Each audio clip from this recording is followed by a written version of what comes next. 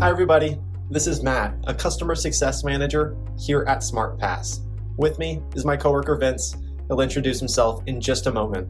But today, we're going to review SmartPass from a teacher's perspective and make sure that by the time we finish, you all feel really confident with your new tool. Now, I don't know about you, but I'm a visual learner. So let's hop straight in, starting with your teacher's home page.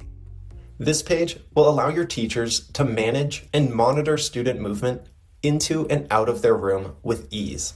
Now, most staff members tend to keep this page up on their computer or at their desk, but don't worry, we leave the majority of the work to your students.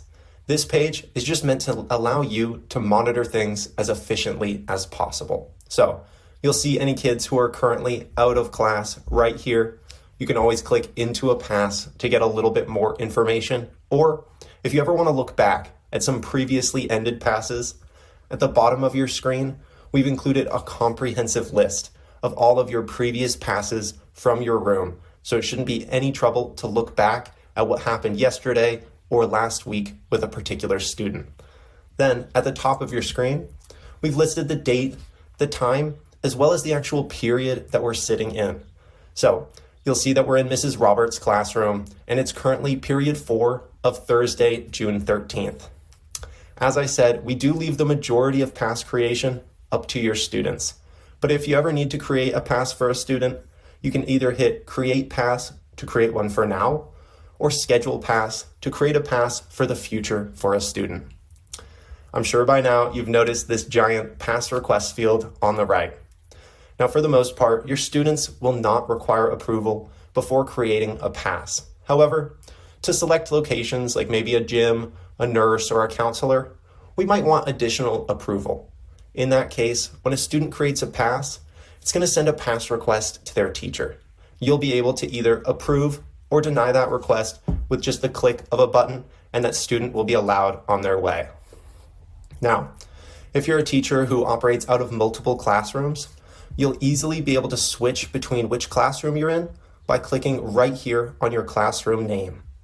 And if you want to set up a kiosk, you'll just simply click Kiosk Mode and then choose how you'd like your students to identify themselves when signing into your kiosk.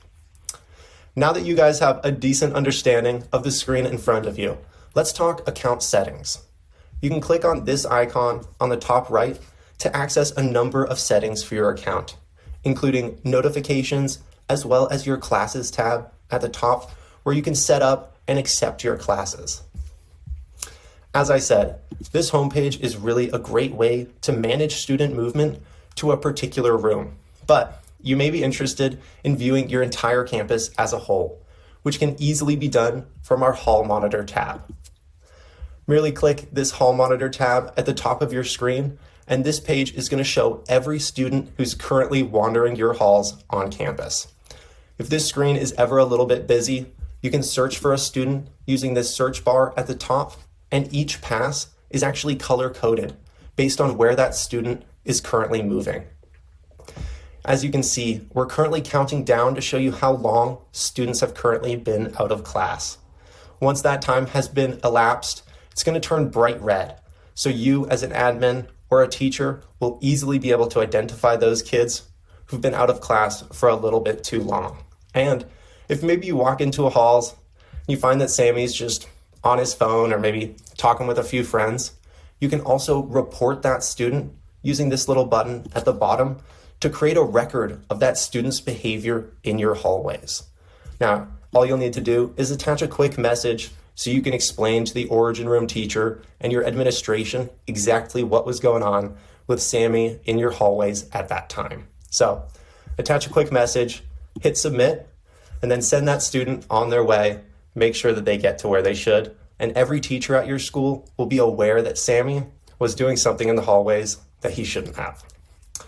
Now, I'm going to have Vince talk the calendar page because his calendar is a lot cleaner than mine is. But that should give you a really good overview of SmartPass from a teacher's perspective. The homepage will provide a complete understanding of student movement into and out of your classroom, and the Hall Monitor will allow you to monitor student movement across your entire campus and report truant students as needed. Now, Vince, why don't you take it away? Thanks, Matt. Hey, everybody, Vince here. Let's dive right into the student side of things. Being that SmartPass is so student-driven, most of the passes created during the class time are going to be your students writing passes to places such as the restroom, the water fountain, or maybe their locker. So that's going to look pretty similar to how it did before, with a student raising their hand and asking permission. So let's say Ian here needs to get a drink of water. He's going to raise his hand, and as a teacher, you say, "Sure, Ian, create a pass." Ian clicks Create Pass on SmartPass. It already knows where he's at because Ian's schedule is in SmartPass. He's going to select that second floor water fountain and is going to be able to adjust the time. A student is never able to give themselves more time than the school has permitted. In this case, no more than 3 minutes for a water fountain pass. They can give themselves less if that is part of your workflow in your classroom. I'm going to put a 1-minute pass here so we can see the full pass. Once a student is ready, they're going to start that pass. Now, as a teacher, before the student leaves the room, you're going to want to put eyes on this pass to make sure the student wrote the pass they were intending to. The to and from locations are indicated on the pass, as well as a large timer. This pass is full screen on the student's device, so we suggest having the student either turn the device on their desk, or even better yet, have them pick that device up and set it on your desk or maybe a table or podium in the front of the room. The goal is that not only do you put eyes on it and give them that thumbs up before they leave the room, but while they're gone, you're able to keep an eye. How long is this student still allowed to be out of the room? This also helps you to manage if a student is consistently running out of time on their passes, that you're able to really monitor all of that. Now, in about 10 seconds, we're going to see what happens when Ian goes over time on his pass. This is another reason why it is so important for us to have this visible somewhere in the room, because the entire screen, as we're seeing right now, turns bright red. And notice the timer is now counting up. I wouldn't panic if you see red immediately, because if this is just a one-off here or there and the student isn't really over time that long, we're probably okay. Now, when the student is consistently over time and in the red, or this timer is creeping up into several minutes, you'll want to follow your school policies on how to track this student down and if additional conversation needs to happen. But in any case, maybe Ian was filling a large water bottle and it took him a little longer than anticipated. He's going to return from class and end his pass. It's just that simple. Now, there is another way for students to create passes, and that is called a kiosk. A kiosk, maybe in some of your classrooms, you may see them in places such as the gym or office areas. A kiosk is a device that's set up for students to share, a single device that is logged into this interface where a student, after asking for permission, let's say Ian needs to get a drink of water again, he would raise his hand, walk up to this device after having permission, enter his name, it knows where he's at, he's able to put in his location and start his pass. This device is already in a central location for you to monitor, and we can see the pass the student wrote. When the student returns, they simply need to end their pass. Now, there may be instances where a student doesn't have a device and there is no kiosk, but we have a way to cover you there. As a teacher, you're able to write a pass. So Matt, why don't you go ahead and walk us through that one? World War II Navy veteran and former Cardinals AAA pitcher, Lloyd Bellier. I was a pitcher in the minor league Cardinals system. Lloyd Bellier, everybody, 101 today. Playing in the Cardinal organization meant a lot. A friend of mine told me when I signed that he'd played for nothing. And I believe I will too.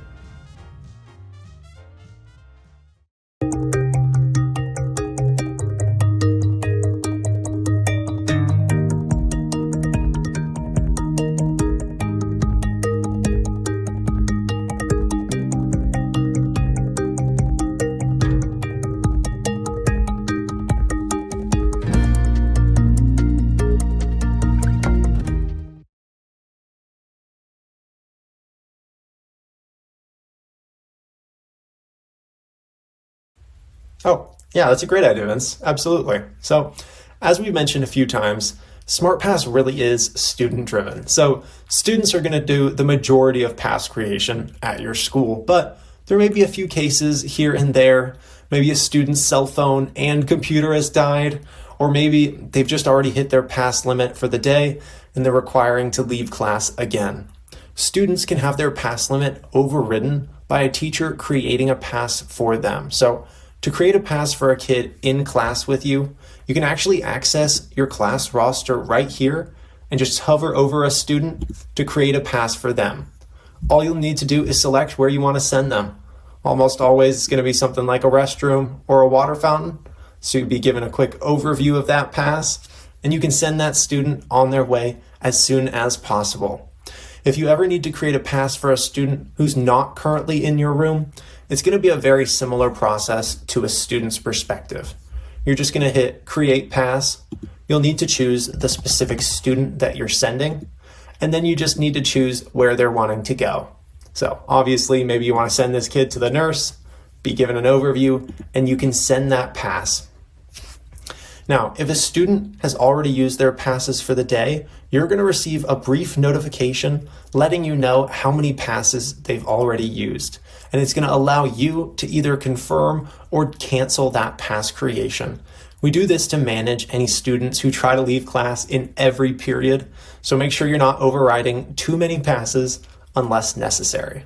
Now, a student can still create their own pass once they've hit their limit, but instead of creating a pass freely, that's going to turn into a pass request for you to either approve right here on your own device, or you can type in your teacher PIN on the student's device as well.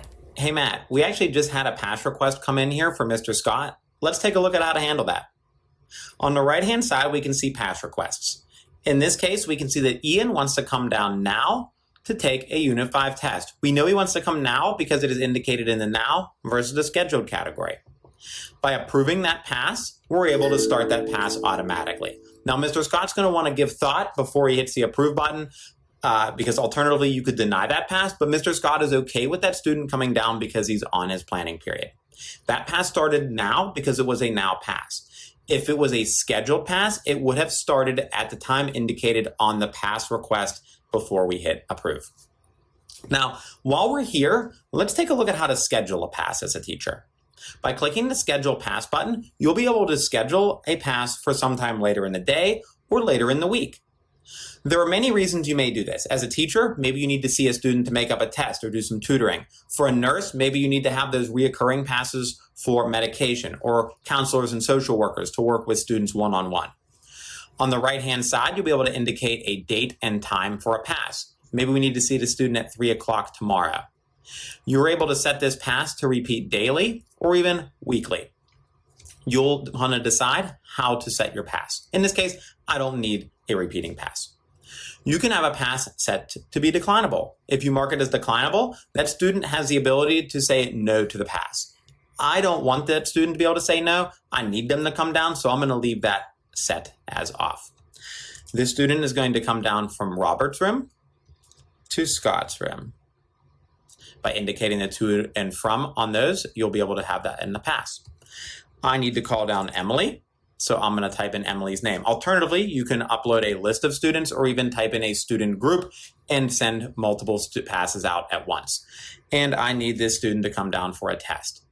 I schedule that pass, it drops right onto my calendar. That student also gets that notification and it is on their account as well.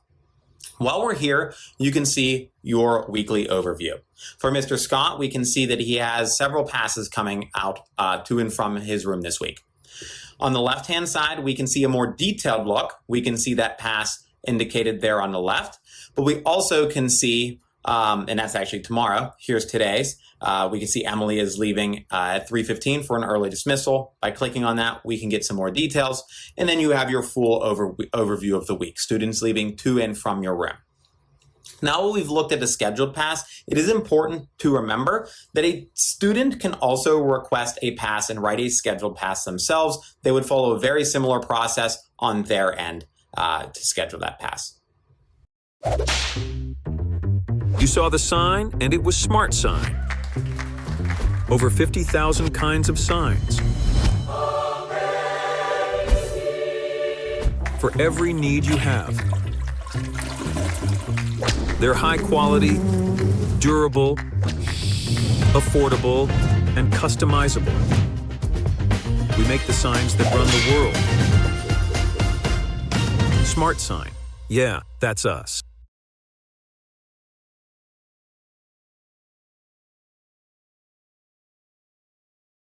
My dogs are not the cleanest, but thanks to Woodard, my house is clean. With 75 years of experience, Woodard offers professional carpet cleaning, stain and pet odor removal. They clean hard surfaces, upholstery, and so much more. Book your appointment today at woodard247.com. Perfect. Thanks, Vince. Now that we've had a chance to look at SmartPass on a day-to-day basis, including how to create a pass for a variety of circumstances, let's talk about the data and insights that SmartPass can provide to help assist your school with that student movement management. So while we're helping your school keep track of your students, we're also collecting information on previous student movement for y'all to look back upon to identify those troublemakers as quickly as possible and utilize our pass limits as well as encounter prevention groups to start cutting down on that hallway traffic. But how do I access this data? Well, every staff member at your school will be able to search for a student to pull up their specific snapshot, which holds an overview of information about that student's movement over the course of a year, the last month, or even just last week if you're looking to notice those behavioral changes over time. So we've included a comprehensive list of all of their previously used passes, as well as any time that a student has been reported at your school. And then once you've identified those troublemakers, you can utilize our pass limits and encounter prevention groups to ensure that that hallway traffic at your school is starting to come down, and we're making sure that students are maximizing their time spent in class.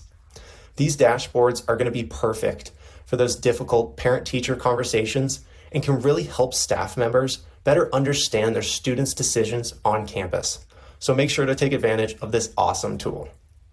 Hey Matt, real quick before we wrap up today, I'd love to show everybody how to accept classes if they still need to do that. So from the top right corner, you can click into your classes tab. Here you'll see all of your classes that are already there, as well as any classes you may need to accept. If you haven't accepted the classes, you'll see a module here for you to do so. Simply identify the room that their class is held in and accept the class. Next, you'll need to identify the class period. Maybe this class meets on 4th period on both of these different schedules. If you need some help, you can hover over the more details in the top to identify which class this is. Once you're done with that, you can click Save, and this class will be accepted. Now, if you have any questions about your school setup, your administrator will be able to help you out on those. For SmartPass related questions, make sure you use that question mark in the bottom right-hand corner, and our support team will be there for you. As always, thank you for being part of SmartPass, and have a great day.